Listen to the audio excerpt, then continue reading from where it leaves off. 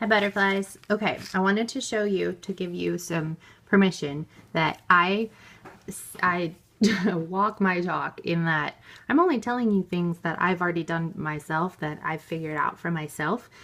So they're absolutely things that I do on my own. So this last video is to show you examples of my Jedi trick number 2 in making better art, or just furthering your learning process, because I really don't like the word better, but in furthering the learning process, these are cards that I have actually gone to the person and I have asked them, how did they make this? So let me show you real quick. My friend Kelly, she sent these beautiful cards, and this was like a year or two ago, but just yesterday we had a conversation on Facebook where I finally asked her, how did you make these beautiful cards? I mean, I don't know if it was obvious to everyone except for me, but she literally just went in and Photoshop or some sort of online thing and took sized her own photography down and then doubled it up. So each 4x6 photo would have held 2 of her pictures. And then she chopped them in half with a pair of scissors after she got them printed and glued them onto her playing card. So that's one of her own photos. She added the text in her photo editor, so it was already on the photo. And then she added a sticker and a little bauble, little sequin on top. But the trick was me learning that she sized down the photo to the size of a playing card and then doubled it in the software and then printed it as a 4x6, which is, you know, what you can do at your local Walgreens.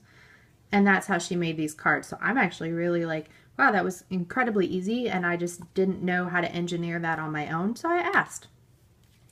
I'd like to know how she got this corrugated cardboard cut in the shape of a bird 52 times, because every single bird looked exactly the same shape. So I want to know, did she have a stencil? Like how did she do that? I don't know.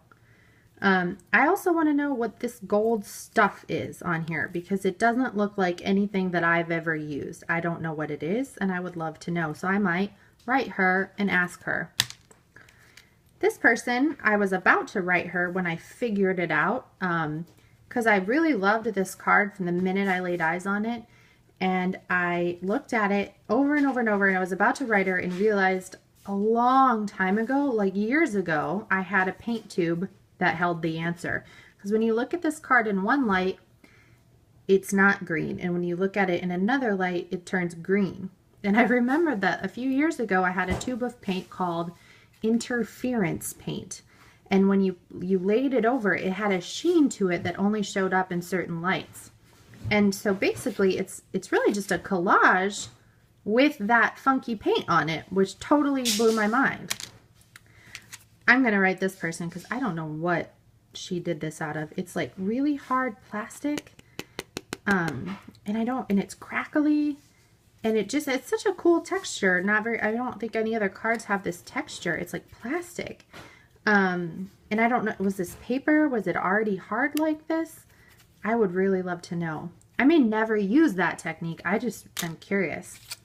I also see that this is a very simple process. It just inspires me because I don't know how to sew. And I love the cards that have sewing on them.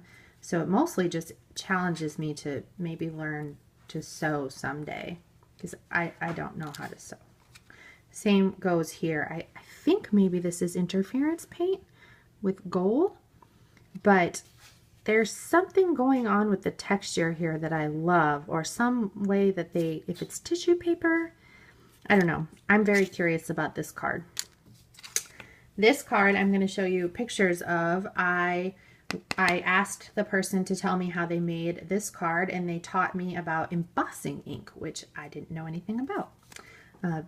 So, you know, you can run e-courses like I do, and people call you an artist, and you can sell your paintings and make money on your art like I do, and still have no clue what embossing powder is. I mean, it's not because you make art that you know everything in the world. So you have to come at art from a really different place if you want to grow with it.